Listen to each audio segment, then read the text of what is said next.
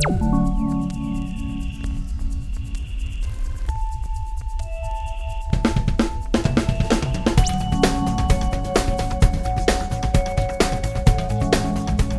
so first of all, Onerahtókha, KahnawakeTV, it's a pleasure to come and greet you today on Chiefs Uncut. I just want to take a quick moment to encourage people to continue taking precautions with COVID-19. We know that the variants are in the area, and even though we have reached 70% of vaccination in the community, we need to exercise caution still longer.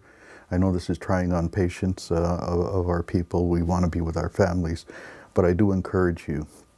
I wanted to talk a little bit about some of the things I've been involved with over the last little while.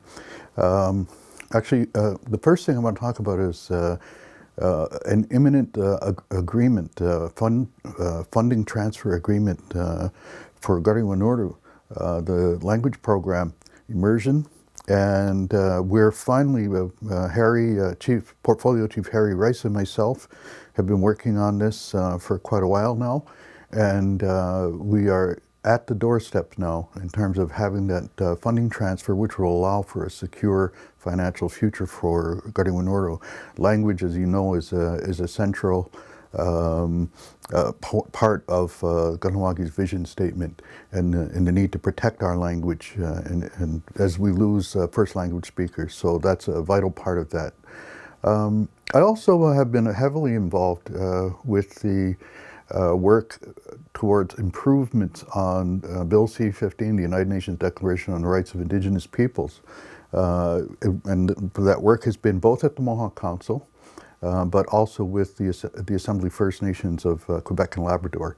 I've taken part quite actively in that, working with Regional Chief Ghislain Picard and the Chiefs in Assembly.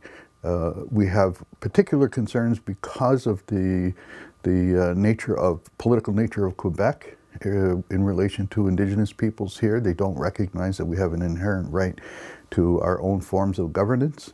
And this is a big part. They do not refuse, actually, to recognize that systemic racism exists. So they've challenged Bill C-92, which was a Canadian bill that was addressing systemic racism. So that's been a big part of the work that we've been doing. We did take part in the Senate subcommittee meeting to present our position. We hold that, it should be understandable that everyone wants a passage of the United Nations Declaration, but we would like it to have real strength.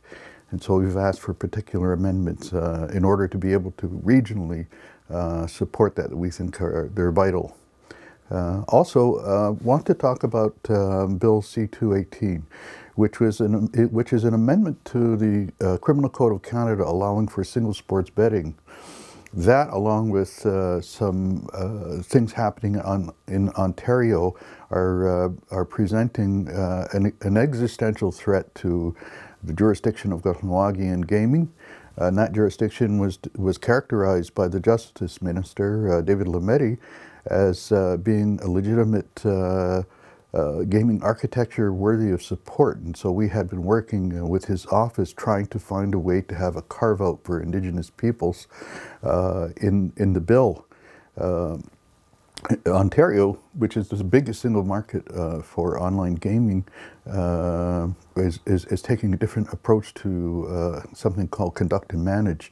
And it looks to exclude us as an offshore, as a not legal jurisdiction, and barring us from the market there. And so this presents with a very big threat. I just want to have people understand that Mohawk Online, the company that was formed in 2015 to enter into that market, has just in the last year has brought in $10 million to the community of much needed revenue, which has supported the KERM.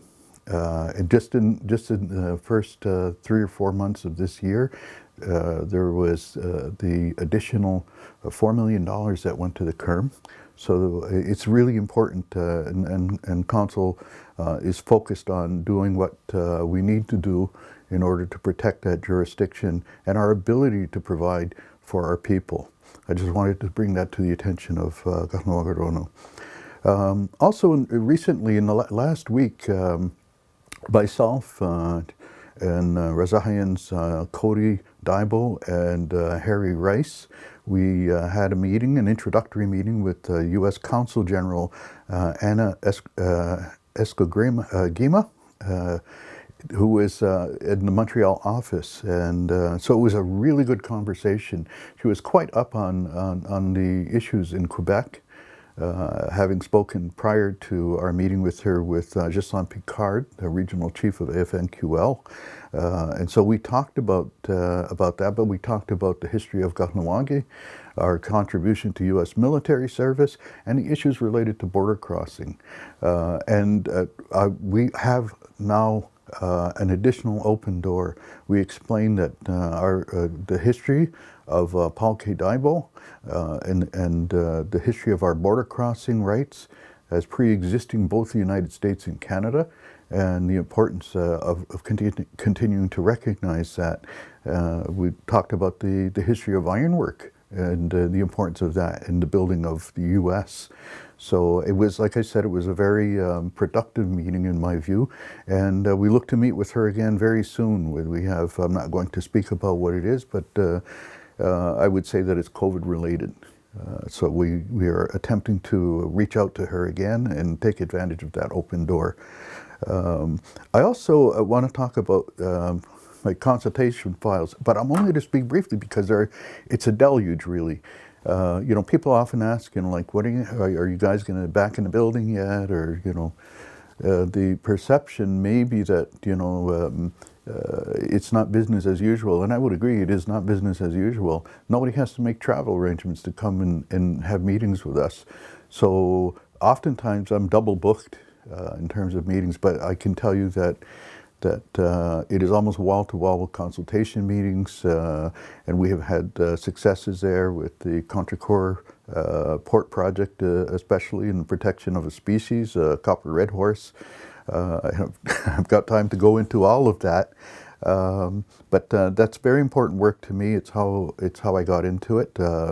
We have, by the time you hear this or see this, the decision, Supreme Court decision on, it's a Desutel case, will be coming out. It will have come out on Friday, and we had intervened in that, and so we're hoping for good news on that. And finally, I just want to give congratulations to Angus Montour to stepping up to the challenge of taking on the electoral officer role again. But this is a very particular election year, unlike anything we've ever had before. So all of that, I wish him all of the best, and I thank him for having the courage to step up and do that in this very trying time. Nyamagoa, I will look for any other opportunities to present to the community updates on my work. Nyamagoa, Dana Onegiwahi.